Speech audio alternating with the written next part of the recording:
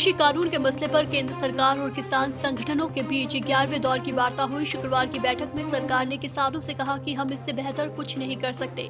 सरकार और किसानों के बीच अगली वार्ता की तारीख तय नहीं हुई है। सरकार और किसानों के बीच अब तक 11 दौर की बातचीत हो चुकी है, लेकिन सभी बेनतीजा रही है। किसान तीनों कृषि कानूनों को वापस लेने की मांग पर अड़े हैं, तो वहीं सरकार कानूनों में संशोधन का प्रस्ताव किसानों के सामने रख चुकी है। इसके अलावा 1.5 साल तक कृषि कानूनों पर रोक का भी प्रस्ताव सरकार ने किसानों को दिया था, जिसे ठुकरा दिया गया। कांग्रेस वर्किंग कमेटी की बैठक में शुक्रवार कई अहम प्रस्ताव पास किए गए हैं। कांग्रेस वर्किंग कमेटी ने किसानों के समर्थन में प्रस्ताव पास कर सरकार से उनकी मांगों को मानने की अपील की है। इसके साथ साथ रिपब्लिक टीवी के मालिक अर्नब गोस्वामी के व्हाट्सएप चैट लीक मामले में कांग्रेस वर्किंग कमेटी ने प्रस्ताव पास करते हुए ज्वाइंट पार्लियामेंट्री कमेटी जांच की मांग की है। बैठक में ये भी फैसला लिया गया कि कांग्रेस में अध्यक्ष पद का चुनाव इसी साल जून में कराया जाएगा। कांग्रेस वर्किंग कमेटी की बैठक में जहां नेताओं की तरफ से जल्द आंतरिक चुनाव करने की अपील की गई, तो वहीं राजस्थान के मुख्यमंत्री अशोक गहलोत बागियों पर भड़क गए। अशोक गहलोत ने कहा कि चुनाव की इतनी जल्दी क्यों है? क्या नेताओं को सोनिया गांधी के नेतृत्व पर भरोसा नहीं है? कांग्रेस वर्किंग कमेटी की बैठक में अशोक गहलोत करीब 15 मिनट तक बोले, जहां उन्होंने कहा कि आज किसान आंदोलन, महंगाई, अर्थव्यवस्था जैसे कई मसले चल रहे हैं। ऐसे में इन पर फोकस करना जरूरी है और संगठन के चुनाव बाद में भी कराए जा सकते हैं।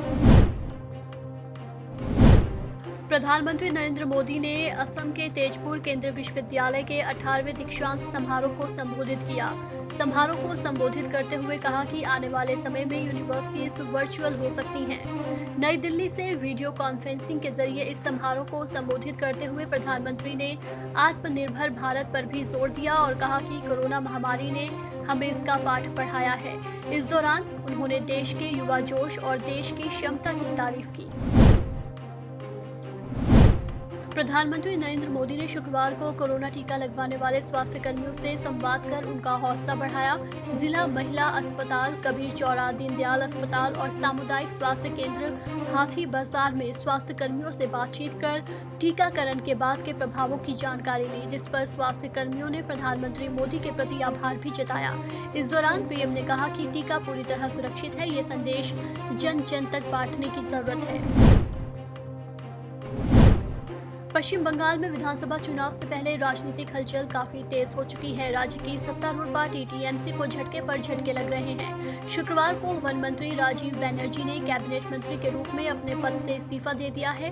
राज्यपाल जगदीप धनखड़ ने उनके इस्तीफे को स्वीकार कर लिया है। वर्तमान परिस्थितियों में मुख्यमंत्री ममता बनर्जी के लिए अपने गढ़ को बचाए रखना चुनौती बन गया है। सुप्रीम कोर्ट के पूर्व मुख्य न्यायाधीश जस्टिस रंजन गोगोई को Z+ की सुरक्षा दी गई है। देश भर में जस्टिस गोगोई के कहीं भी आने जाने के दौरान उन्हें ये सुरक्षा मिलेगी। CRPF को उन्हें विशेष सुरक्षा मुहैया कराने के लिए कहा गया है। पूर्व मुख्य न्यायाधीश जस्टिस गोगोई को ये सुरक्षा CRPF की तरफ से दी जाएगी। राज्यसभा सांसद जस्टिस गोगोई को पहले दिल्ली पुलिस की तरफ से सुरक्षा दी जा रही थी। मुख्य न्यायाधीश के पद से जस्टिस गोगोई नवंबर 2019 में रिटायर हुए थे। सुप्रीम कोर्ट ने कहा कि वो केरल के जर्नलिस्ट सिद्दीकी कप्पन को जेल से वीडियो कॉन्फ्रेंस के जरिए अपनी बीमार मां से बातचीत करने की इजाजत देगा। सिद्दीकी को पिछले साल अक्टूबर को दिल्ली से यूपी के हाथरस में दलित महिला के साथ कथित गैंगरेप की रिपोर्टिंग के लिए यात्रा के दौरान अरेस्ट किया गया था। सुप्रीम कोर्ट ने Kerala union of working journalists की याचिका पर सुनवाई करते हुए ये बात कही।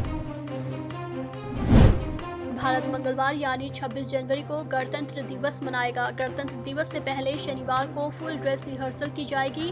गणतंत्र दिवस से पहले फुल ड्रेस रिहर्सल को देखते हुए दिल्ली पुलिस ने दिल्ली में ट्रैफिक डायवर्जन को लेकर एडवाइजरी जारी की है। लोगों को वैकल्पिक मार्ग अपनाने का सुझाव दिया गया है। ट्रैफिक पुलिस ने 26 जनवरी की परेड को लेकर अलग से एडवाइजरी जारी की है। हफ्ते के आखिरी कारोबारी दिन यानी शुक्रवार को दिन भर के उतार चढ़ाव के बाद शेयर बाजार लाल निशान पर बंद हुआ। सेंसेक्स 746 अंक की भारी गिरावट के साथ 48,878 के स्तर पर बंद हुआ। वहीं निफ्टी 218 अंक की गिरावट के साथ 14,372 के स्तर पर बंद हुआ। आगामी केंद्रीय बजट से बाजार प्रभावित होगा। ज्यादातर बाजार विश्लेषकों के अनुसार कोरोना के चलते इस बार का बजट उम्मीद के मुताबिक नहीं होगा, इसलिए बाजार में उतार चढ़ाव जारी है।